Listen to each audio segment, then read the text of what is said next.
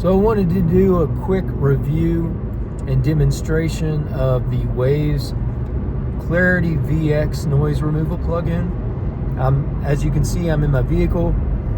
This is what it sounds like with the road noise, with me talking, without the Clarity VX engaged. And now I'm going to engage the plugin, and this is what it sounds like with the road noise suppressed by the Waves Clarity VX noise removal plugin.